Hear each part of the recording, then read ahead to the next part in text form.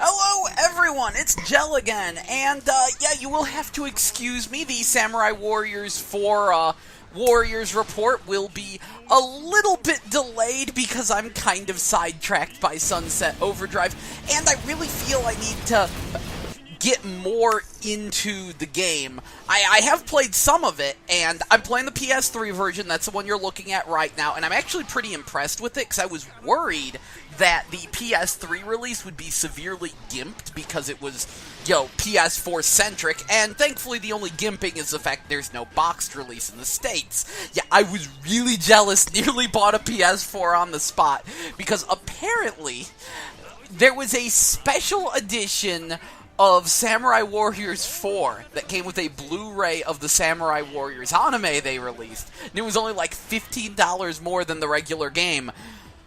But it was only on PS4, and I only found out about it the day before, so I wasn't able to pre-order it. If I could have, I would have picked up a PS4 through some kind of tomfoolery just to play that. But no, I decided I'd wait. PS3 version's actually quite nice. It's running pretty well. It looks darn fine. I know the graphical upgrade for PS4 is actually pretty spicy. But as it stands right now, yeah, it's pretty nice. But wow, is it different from Hyrule Warriors? And I gotta be honest, to me personally, I think I prefer Hyrule Warriors. I think it's gonna be a kind of divisive game. Well, divisive to me anyway. See, I actually don't like Samurai Warriors 1 and 2, because I basically only play the ninjas. Those are the only characters I care about. I know Samurai Warriors 2 is widely considered to be one of the best entries in the series, and I didn't like it. I did like Samurai Warriors 3, and I am liking 4. But, like, I've heard nothing but praise for Samurai Warriors 4, and I actually do prefer Hyrule Warriors, and I think the big split is depending on if you care more about the combat or about the strategy. Because Samurai Warriors 4 actually has a bigger move list, but you have to commit to way more of your attacks, and it doesn't feel like I fully utilize my attacks quite as much, and I can't cancel out of them the same way, since that costs a spirit charge usage. But it has this tag-porting system in single-player, where you actually play as two separate characters and hit select to switch between them mid-game, and both of them are on the stage at the same time, and you can command the one you aren't playing as.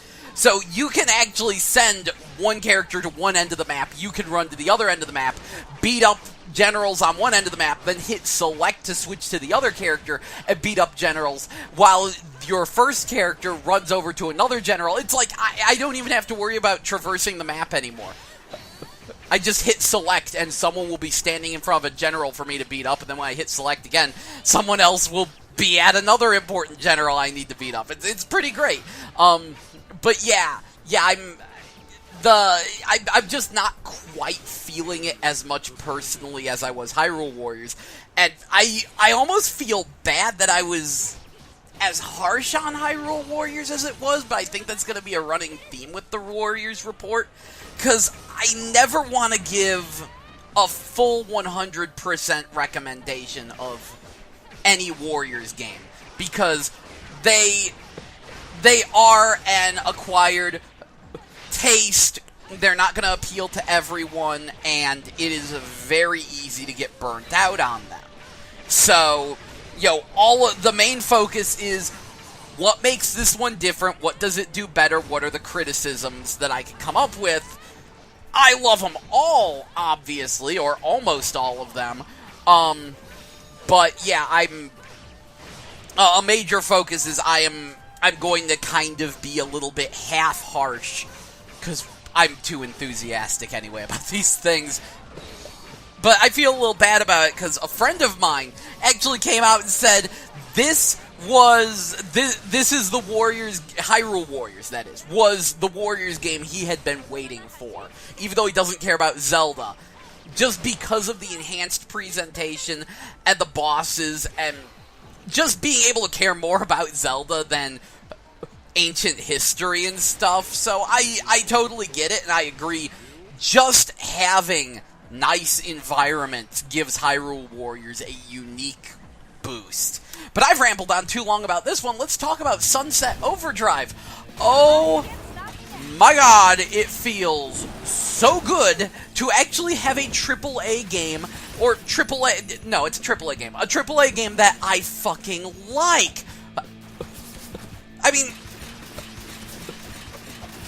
I've said in the past that I don't review AAA games because they already get enough coverage, and everyone talks about them, and you don't really need my opinion on it. But the other reason I don't talk about AAA games is because most of them don't appeal to me.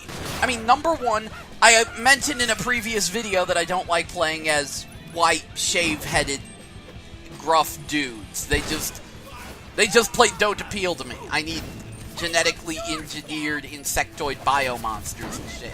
Yo, that's my jam. So, most games, like, the main character just flat out doesn't appeal to me right out of the game. Because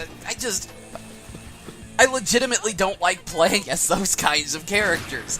The second thing is that I don't like the genres that much. I mean, first-person shooters are nice. Oh yeah, I hate realism, and most of these games are realistic or choose a realistic art style, so that knocks a bunch of them out. First-person shooters, I'm a time-splitters guy. You know, I like first-person shooters, but only if they are completely unrealistic. And I have a hard time feeling the differences between them, and the multiplayer has always been an issue with me, because just what few I've played in multiplayer I've had very bad experiences with, because they are very noob unfriendly. My experience with the Halo 3 multiplayer was like a joke. Like, I couldn't find anyone to shoot at, and I would always get headshotted. I would just walk into a room, instant headshot, and lose. I mean, I admit, I suck at first-person shooters. I don't play them very often, but it was like, wow, I can't even try to have fun with this. This sucks. So, first-person shooters I'm kind of on. I mentioned in a previous video that I'm stealth-impaired, so I'm averse to stealth games. I do not like survival horror games. I think way too many of them get a free pass for having crap controls. Like, I loathe Resident Evil 2 and consider it to be one of the worst things to ever happen to gaming, because it left its mark on gaming, let me tell you. I hate Resident Evil controls. I hate the way for survival horror fans will write off terrible controls. I don't like looking around trying to find the sparkly object or the inventory management. Basically, I feel... Man, I'm going to piss some people off. But I think Resident Evil 2 is one of the worst designed games ever made. And I could judge a game's quality based on how not Resident Evil 2 it is. The closer to Resident Evil 2 a game is, the worse it is. Yeah, I just completely discredited myself. I don't give a fuck. You know what I mean. Oh, we're gonna limit your save with items? Really? And the game's not scary. Zombies aren't scary. Turning into a zombie is scary. That's the scary part. I mean, honestly, what's that called? Dead Rising freaked me out more than Resident Evil did. Dead Rising's silly. I did like Dead Rising. But yeah, I don't like most horror games because of that, and I'm a paranoid freak, if you're wondering. I have a bad tendency to constantly check over my shoulders and stuff, and I'm just incredibly paranoid. So generally speaking, horror comes in two different flavors. Either A, I am so effing paranoid that it has no effect on me because the daily world is scarier than your fake movie or game or whatever, or B, it's actually effective and it freaks me the fuck out to a degree that I can't function. That happens very rarely. Usually not in horror movies. I have an issue with being microwaved, which happens more often than it should. you wouldn't think it, but if you're, like, really freaked out by people being microwaved, it happens more often. Yo, you know, when something bothers you, you notice it more. Just in general. Like, most people would say, people being microwaved. Yo, most people probably couldn't even think of one example, but I'm like, gee, it happened in Anarchy Reigns. I forgot it happened in Splatterhouse. Happened in Duke Nukem Forever in the multiplayer. I remember it happened in Kick-Ass, and I think it happened in one other movie. And of course, there was a hamster in Maniac Mansion, which the sound effect on that was really good. That was like the best sound effect in the game. So things getting, I know there's more examples I can't think of. Things getting microwaved. It's more likely than you think. So yeah, that's a thing. That's a thing that freaks me out. You could make a horror movie about microwaves. You know what else freaks me out? The idea of being trapped and suffocating in space. There was this one, like, Canadian cartoon that ended with an astronaut running out of air on a planet. Canadian cartoons are freaky, but that one... I think Canadian cartoons are scary. Thinking about it, I took a trip to Canada once, and I watched a lot of cartoons there, and there was a lot of really freaky stuff. I remember the one about the teleport device that was really a cloning device, and it just disintegrated the original, and that was kind of freaky. Those things really stuck in my head. That's weird. Never noticed that. Wasn't I supposed to be talking about Sunset Overdrive? Oh, right. I was first talking about about tripling it. Point is, okay, Canadian cartoons better than horror movies and games. And I'm a pussy. We have established that. So I'm not a fan of the horror genre because it's either a boring piece of shit or something that legitimately bothers me, so we'll just toss that one aside. I'm stealth impaired, I'm not good at first-person shooters, and this brings me to third-person shooters, which Sunset Overdrive made me realize why I hated these things so damn much. Well, combination of that and Fuse. I played the demo of Fuse, and that was just awful. Because I hate waist-high walls.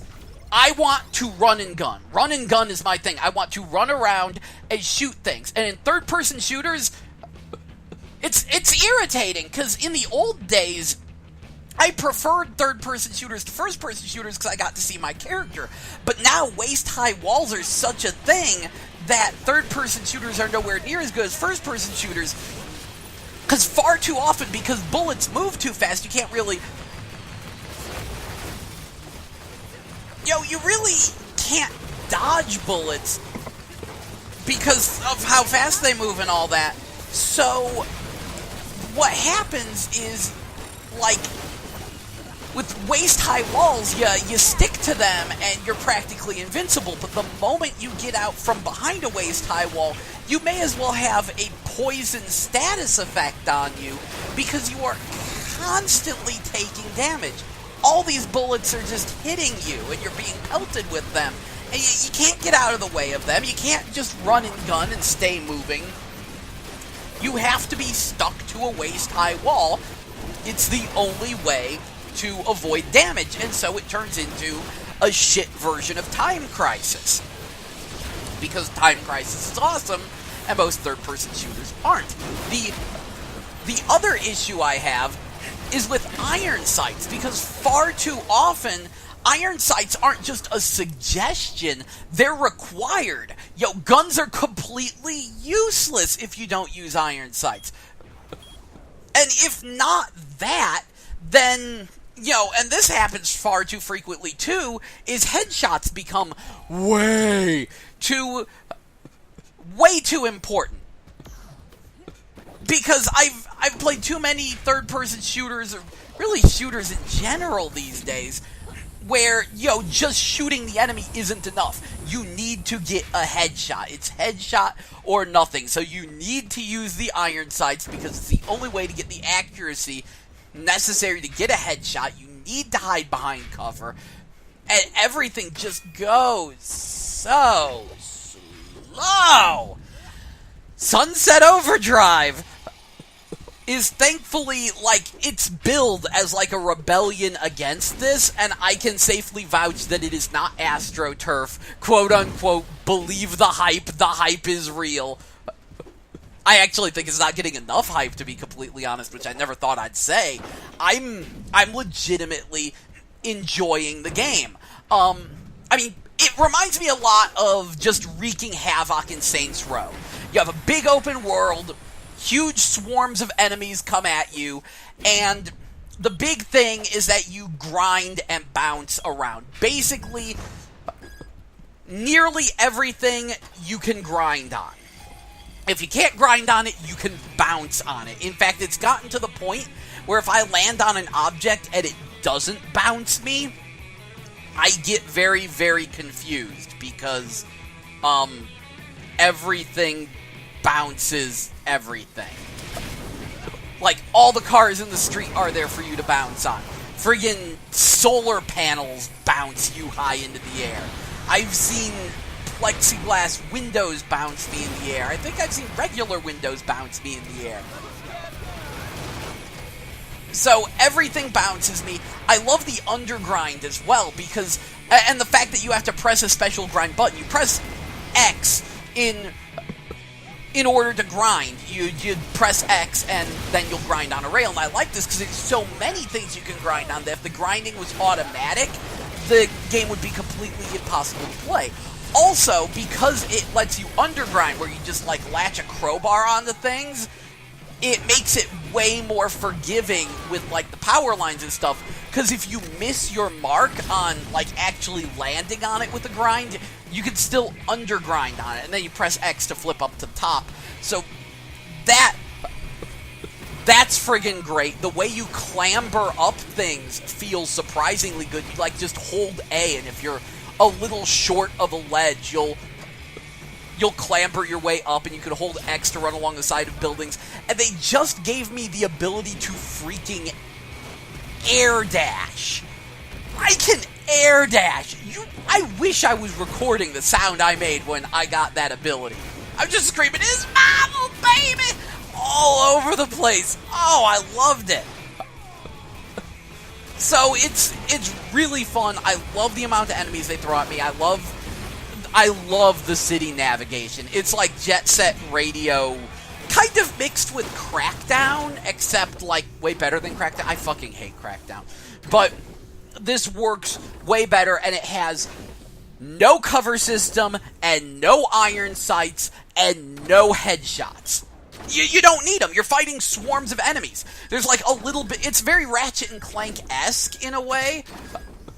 Because a lot of the weapons, they kind of auto-target the enemy nearest to your cursor. And yeah, you're just generally shooting that enemy and doing damage to it rather than going for a headshot. You don't have the time to line up a headshot. You're moving too fast. You're grinding all over the place. There's hundreds of enemies running at you. You can't sit there and headshot these things. So the game is not... It's not built around... hiding behind waist-high walls and doing headshots. It's built around just shooting things and blowing things up. However, I really hate fighting the scabs, especially early on, because they come kind of close to waist-high walls. Basically, the scabs are the other random human delinquents in the area, and they use normal guns that shoot bullets at you, and you can't really just dodge them on the ground very well. So the way it's set up is you have to be grinding and bouncing, and then you're basically invincible against them as long as you're constantly moving. But if you are not bouncing or grinding, you may as well have a poison status effect. Having said that, I vastly prefer grinding and bouncing to hiding behind a waist-high wall. There's still a good degree of speed to it. The enemies drop relatively quickly. I don't know, it feels like they take a little more damage than they should, but I've gotten character upgrades. There's this overdrive system where the more you do something, you get badges for it. Like, okay, I hate scabs. I kill a bunch of scabs, it gives me a scab killing badge. And I can spend those badges to get specific character upgrades, like the ability to do more damage to scabs, or get more style from killing scabs, or take less damage from scabs. And then I can equip a select number of these on my character, and then, yeah, that boosts me, and then the more badges I get, I can upgrade these things. So I have, like, 2 or 3 levels in scab killing, and I got the Roman candle weapon. So now I'm actually pretty good against them, but early on they were just really irritating, and the game doesn't really penalize you if you die, so I just went all gung-ho, and I meleeed all of them. Like, I would basically just bounce and fall on their heads and do all of my kills through melee, which wound up becoming more effective thanks to the amp system. Basically, you get these special abilities that activate if you grind and bounce and get enough style. Like the ability to have an energy ball around your roll that damages enemies, or for your melee attacks to shoot fireballs and tornadoes and shit. Yo, these are all effects that happen if you stay grinding and bouncing, and it's really fun. I very much enjoy that. My other complaint, and this is one actually shared with a lot of third-person shooters, the starting weapon is garbage, so is the Day 1 Edition weapon. They do, like, next to no damage. They're fucking worthless. Early on, especially, I felt there wasn't enough ammo in the game. Yo, actually looking around and paying attention, I can find ammo drops now, and now that I have more weapons, I have a lot more backups I can switch to. But early on, it felt like there was a lot of ammo starvation going on, which was driving me nuts considering the amount of enemies that were running at me, and I wanted to murder all of them. So I really wanted more ammo, and this is my question: whatever happened to the crappy infinite ammo gun? Why isn't that a thing anymore? Why do so many games not have that? There have been games I've quit because of their lack of a crappy infinite ammo gun coupled with ammo starvation. The first War for Cybertron, the ammo starvation on normal mode is complete fucking bullshit, and the fact that the Transformers didn't have just, here's the shitty infinite ammo gun, I felt that it rendered the game unplayable for me, to be completely honest with you. Because I refused to go down to easy mode, and I was being really frustrated that they weren't giving me enough ammo. Crappy infinite it's a video game. Give me a crappy infinite ammo gun. Weirdly, Sunset Overdrive gave me one of these later without my knowledge. I got this wrench boomerang shooter that showed up in my inventory for no good reason. I'm completely baffled by it. Also, I gotta say, the Chaos Squad mode is pretty neat. It gets super chaotic and stuff, but I think it's a little flawed. I'm getting used to the whole running from waypoint to waypoint to get to your missions, but I don't know. I kind of wish they just had a friggin' co-op campaign. I will agree with everyone that says this game needed a co-op campaign. That will have drastically improved it. Also, I'm gonna say the character customization is decent. I wouldn't call it the greatest. Like, you choose between 4 different body types, 2 male, 2 female, a couple different faces, then you choose a hairstyle, 2 hair colors, and you have a decent selection of starting clothing. My big complaints are the fact that there are no proportion sliders, no face sliders. You can't choose skin tone, makeup, and face, like, separate from one another, which is mildly irritating, because, like, this one face has, like, way better makeup than this other face. It's weird. Yeah, but there's that, and my biggest issue would be the lack of a color edit, especially on the clothing. Like, I like the fact that the 4 different colors for the clothing are actually completely different textures with different designs. That's nice, but it is way too hard to make a matching outfit, and that gets, like, doubly aggravating with, like, the underwear items because they only get one color, and it can be really difficult to work with that when it comes to making a cool outfit. So color edit would have been really nice. The one thing I found weird, like, I don't normally watch reviews of games, but I watched Guru Larry's review of this one, just for the heck of it, because it was there. And I was kind of amused by his comment of the game joining the growing number of games that couldn't be asked to design their own main character. Now, you know I love custom characters. And I'm going to be honest, I'm kind of glad they did this, because, it is so hard to find games that have main characters that I like. And, like, the comment Guru Larry made, I mentioned earlier that I really don't like the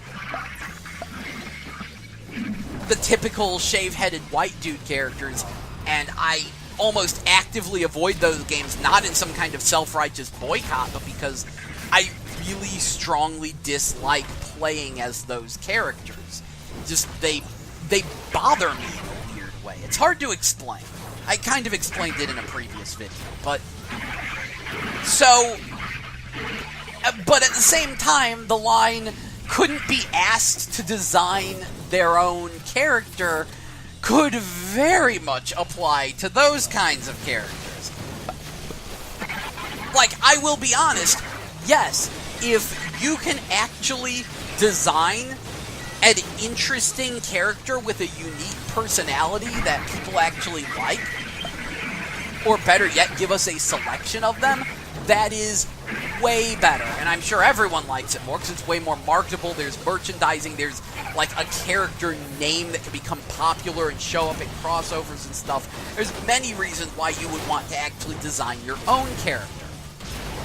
But when you make your own original character an actual proper lead to these games, you run the risk of alienating some of your consumer base if they don't like it. A well-designed character is going to be divisive. Not everyone is going to like that character, is going to agree with that character, and that's a problem Insomniac has especially had. Because I gotta tell you, if you've never played a Ratchet & Clank game, you fucking need to. They are phenomenal. Some of the best platformers, easily some of the best 3D platformers ever made. It's really interesting, because I remember when the first one came out, they said we were basically trying to make a 3D Metal Slug, which, you wouldn't look at Ratchet & Clank and think that's 3D Metal Slug. But apparently that was what they were going for, and I could kind of feel it. Having said that, there is not a single character in the Ratchet & Clank universe I care about. Like, Captain Quark's okay, and I was very amused by Courtney Gears, but that's the extent of it. You know, I don't like Ratchet. I don't like Clank. I don't like... the writing can occasionally be interesting sometimes. I think it's more just the presentation. I like seeing it, but I'm very meh about the plot and the characters and their personality, and certainly the art style and design. As much as I like cartoony things, that it just doesn't resonate with me, and it makes it really hard to convince myself to buy Ratchet & Clank games. I admit I usually buy them used, not out of any sort of boycott or anything, but because I cannot push myself to buy a Ratchet & Clank game at launch, even though I know there's such good games. I dislike the character that much. And I'm gonna be honest, if Sunset Overdrive starred the dude in all of the friggin' commercials and trailers and shit, I wouldn't have bought it. I don't like that guy. He does not appeal to me. So, yeah, I wouldn't be playing Sunset Overdrive right now. I know it's a petty thing, but I think I've mentioned this a few times. Characters are one of the most important things in video games to me. Why do I play Dynasty Warriors? It's got a huge number of characters. Why do I like fighting games? They have a huge number of characters. Why am I currently surrounded by Skylanders figures? Huge number of characters. Having a huge number of very strange characters is a selling point to me. Having bland characters that I don't care about is an unselling point to me. It is very hard to get me to play a game if there isn't anything that appeals to me about the character. Which is why custom characters resonate with me so much. Is a combination of I have a lot of crazy ideas and I'm not very good at drawing, and just I like creating my own character and seeing it come to life and making something that is uniquely me, that appeals to me and me alone, that is, that wouldn't be a marketable main character. I like having something weird and different. And I love playing multiplayer games that give me custom characters, because then I get to look around and look at everyone else's custom characters and think, this is what their ideal lead character is. This is what they want to be playing as right now. Not what the company is making them play as. Not what anyone else is making them play as. This is their own choice, and I like that. I like that so much. I like to see what other people think they want as a main character. And, I mean, look at my main character here. I hate to say it, but this character would not be marketable. You would not be able to sell this character very well. And I love the way this outfit turned out on her. I'm completely in love with this character right now. But it is a really hard sell. But the game gives me the option, and I was able to create this as my main character. And can I just, diverge for a minute? One thing I remember someone was talking, there's been a lot of, I don't even want to get on the topic, but someone was talking about how they were making a game and trying to have a 50-50 gender split in it, and they found themselves flip-flopping the gender on a few characters and then feeling weird about it because a character that seemed one way as a male, even though it's the exact same dialogue and there's not even any voice acting in this game, could come off as a total bitch as a female. And it was a woman who was doing these designs, by the way, not a guy. It was a woman who felt that way when she flip-flopped the gender of the spy character and stuff. Even though it was the exact same lines. And I think there's kind of a weird effect in this game as well. It's kind of interesting to see that play out here, because the game has a male voice and a female voice, and the cutscenes are identical regardless of gender. They use the exact same voice. But it is interesting. When I was playing through the game and watching the cutscenes, it felt very fresh and unusual with my custom female lead that I made. It was I've never really seen a character quite like this. Even though I know it's the exact same lines as the male character, which actually seemed pretty average. It's kind of bizarre. I recorded... The game lets you replay older missions, and you can recustomize your character at any time, which I really love. So I was able to go back and re-record the same scenes with, both genders, and take a look and compare. See what you think. Okay, I need you to lift up the carriage a bit more. Like this? Now keep it there while I tighten this. Don't let go.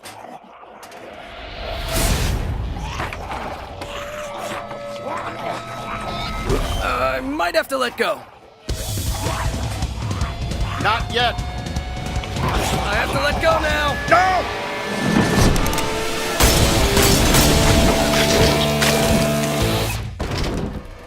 Yeah, did you see that? You're lucky I was here.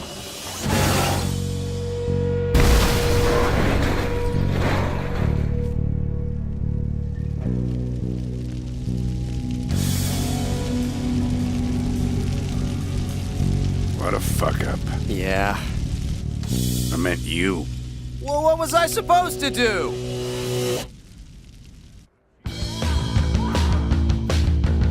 Of course it's my fault. Thanks, Dad, who's not my real dad. Okay, I need you to lift up the carriage a bit more. Like this? Now keep it there while I tighten this. Don't let go.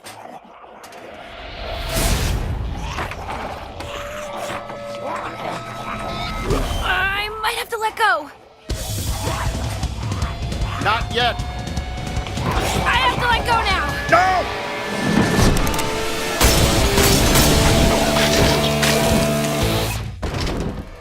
Yeah, did you see that? You're lucky I was here.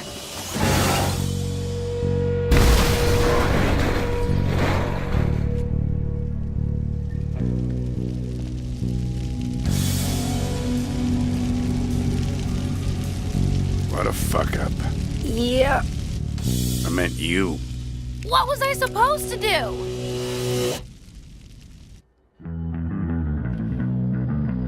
Oh, of course it's my fault. Yeah, thanks, Dad, who's not my real dad.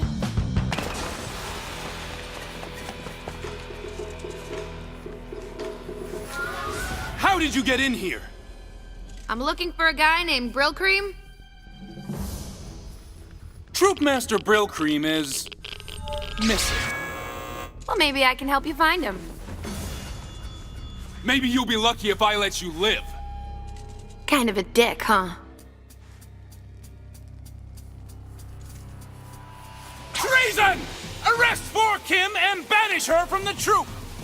Chill out, Mussolini. I am the Troopmaster, and this is my troop! Aw, man. Are you gonna tell me where Brill Cream is, or what? You want to find Brillcream?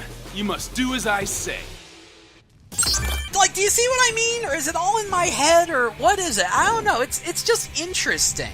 Let's get back on track to Sunset Overdrive, since that's, generally speaking, the big thing I'm talking about, and a lot of people have been asking my opinion. Like I said, I'm very much enjoying it. It is loads of fun. I have not yet beaten it. I'm very slow in progressing in it. I wouldn't say it's worth buying an Xbox One over. I think in a lot of ways, it's sort of this generation's Crackdown, minus the whole being a giant piece of shit. I really fucking hate Crackdown. That game is hold L, hold R the game. Fuck, I hate Crackdown. You have no idea.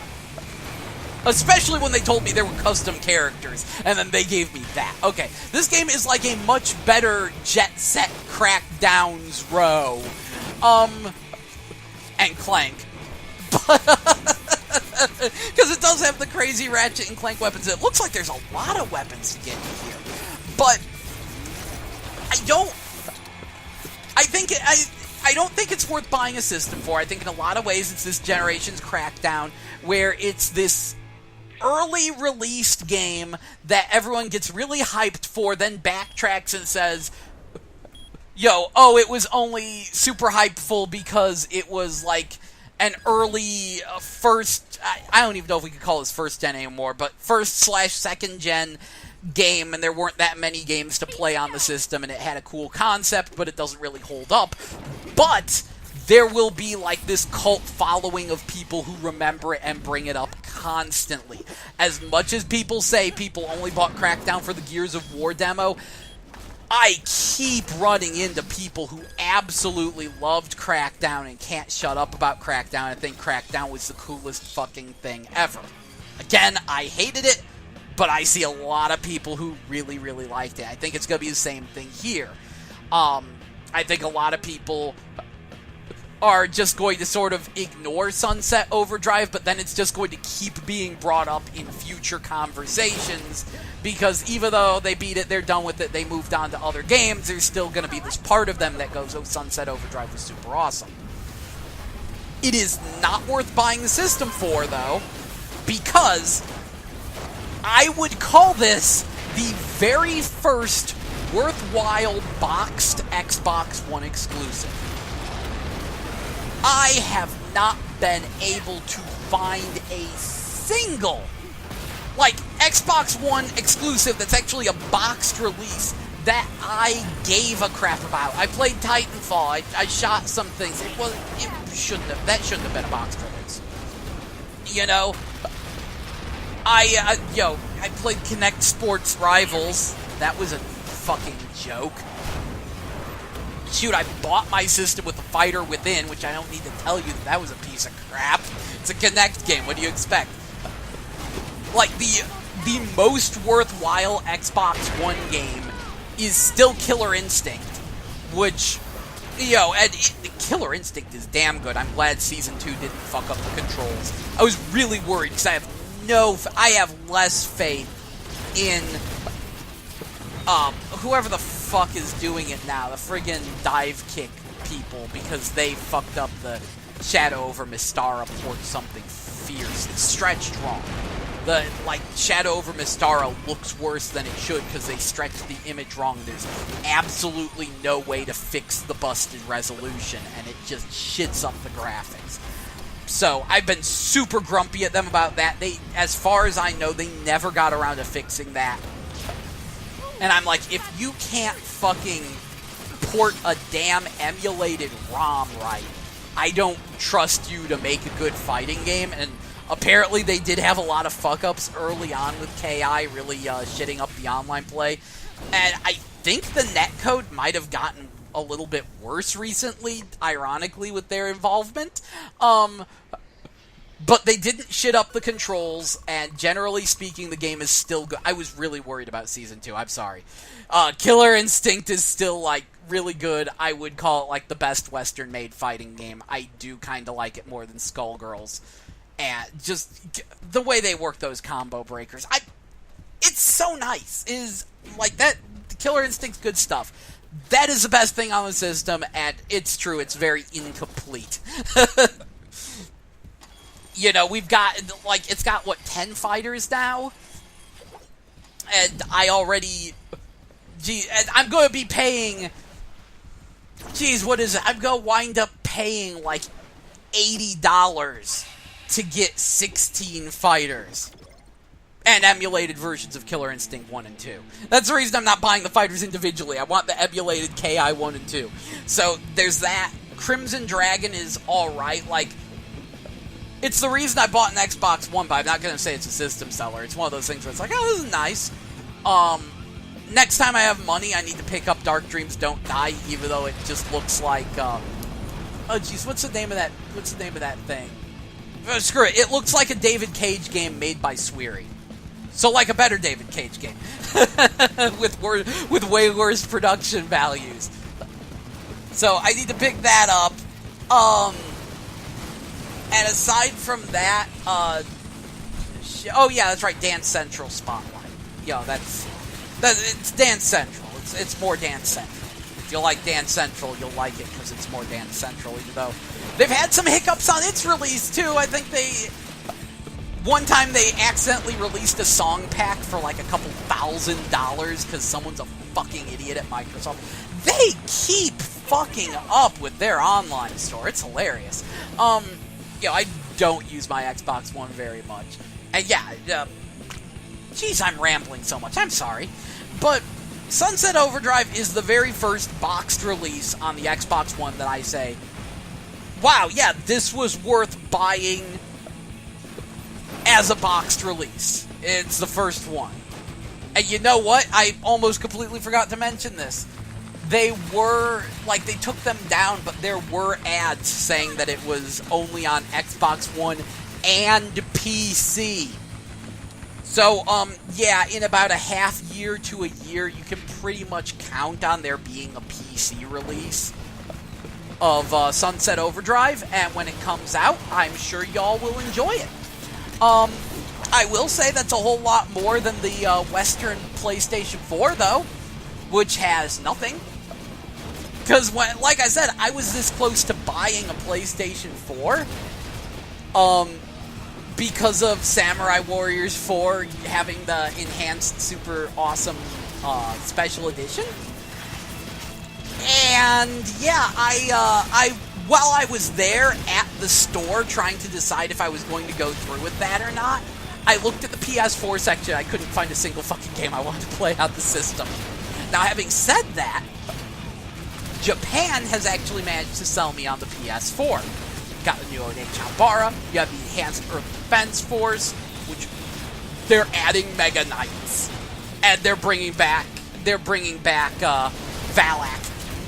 So everything I always wanted, that game looks great. And then you have Omega Quintet, aka the Big Guns, the game made specifically to sell me on a PS4. Why? Well, Omega Quintet.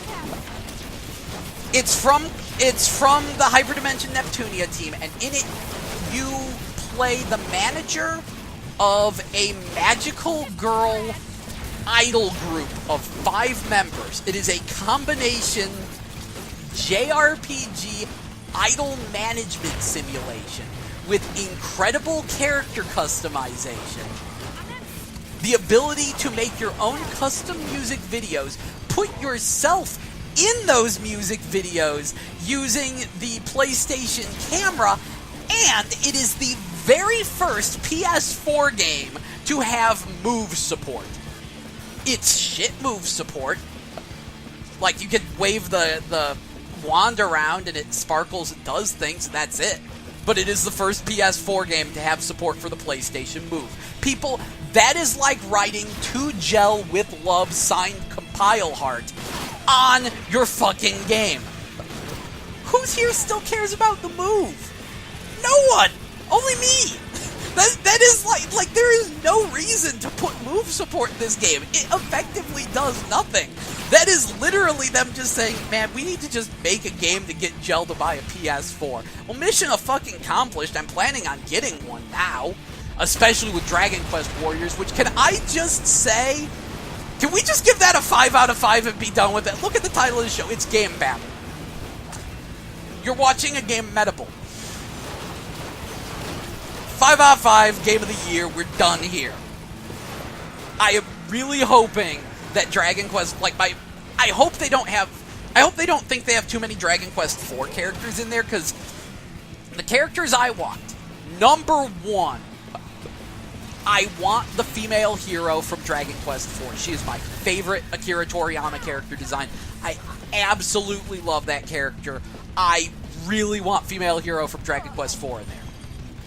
Second one I want would be the female warrior from Dragon Quest 3, who we can almost count on being like a generic general. She has a huge fan base, and I do expect her to show up as playable in some capacity. And I would love female goof-off from Dragon Quest 3, but that's pushing it. And they could just reskin Koshosho. But, yeah, no, I'm very excited about that. And I was thinking about getting a PS4 around Christmas, and then importing all the games I want. However, I found out about the special Dragon Quest Warriors Metaball PS4. Yeah, I'm gonna need that. Which actually raises a question. I know the PS4 is region-free. Is there any difference at all between the US and Japanese PS4? Because I'm serious, I'm thinking of buying that one. I might delay my PS4 purchase just so I can get the Dragon Quest Warriors, which, by the way, needs to come to America under the title Dragon Warriors. I'm just saying. The Dragon Quest Warriors Heroes, it's actually called Dragon Quest Heroes, Metal Slime, Metaball PS4. Oh my shit, I need that. Like, if that won't cause some kind of complications, I want to jump through the hoops to get that. Even if it means waiting on playing the new Onechan-bar. I don't want to buy 2 PS4s, but that is like the one special edition console I really just gotta have. I mean, come on. I have the Halo original Xbox, but that was just circumstances. So yeah, that's the thing. I want that. I want that so bad. So yeah, that should about cover it. I've rambled on for about an hour now. Apologies for the rambling and the tics. Yeah, Sunset Overdrive is loads of fun. If you have an Xbox One, you owe it to yourself to play this game. You will love it. Because it is just good fucking times.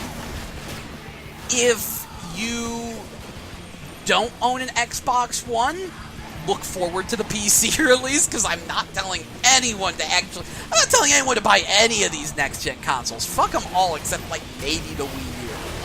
Like, now that Bayonetta 2 is here, which I did play and I was liking that. A lot. It's Bayonetta, of course I do. It's ONH on bar with a budget. Like, and, like, a lot of very skilled programmers and presentation of that's amazing sometimes. But, yeah, I'm thinking I really need I probably won't, because I'm a lazy bastard, but I really need to get off my ass and do, like, just a Wii U blowout. Like, one episode of just talking about the console and the various awesome things and minor hiccups with the system, especially in regards to attaching an external hard drive to the fucking thing. And then, like, do a buyer's guide for the games. Because I don't need to tell you to buy Smash Brothers. I need to tell you what to get other than Smash Brothers. Because I think a lot of people are going to be buying the system just to play the new Smash Brothers. Which I loved Nintendo's announcement. Not just because they're bringing back my main. I am so happy Mewtwo is coming back. And not just because, OMG, 8-player brawls. But, yeah, that 50-fact blowout was Nintendo playing hardball. That was them saying, we know people are going to buy the Wii U just to play Smash Bros. They know that what they are selling isn't a $60 game. They have to sell a $260 game. This is the thing that will move units. And so they need to convince people that this is, like, equivalent to Rock Band. That this is worth buying a console just to play this one game. Because that's how a lot of people view it, and I think they went all in. It looks like the Wii U Smash Brothers is going to be jam-packed with content. As usual, Smash Brothers are usually pretty damn content-full. Like, even the 3DS one, there's a decent bit in there, and the Wii U one looks to have a lot more. So, I think, like, that was them saying it's worth owning a Wii U just to play this one game, and I think I agree with them. That is looking really promising, super pumped, and, yeah.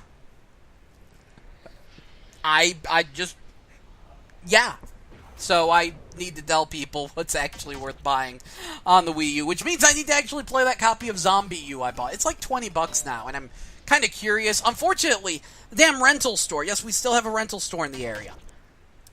They got rid of their Lego City Undercover, so I don't know what I'm going to do about that. I didn't play that. I feel like I need to. But yeah, Sunset Overdrive is awesome. Look forward to the PC release. Anyway, this is Gel. I hope you've enjoyed an hour of me babbling on and getting sidetracked by creepy, creepy fucking Canadian cartoons. What is wrong with you, Canada? I love you. See ya.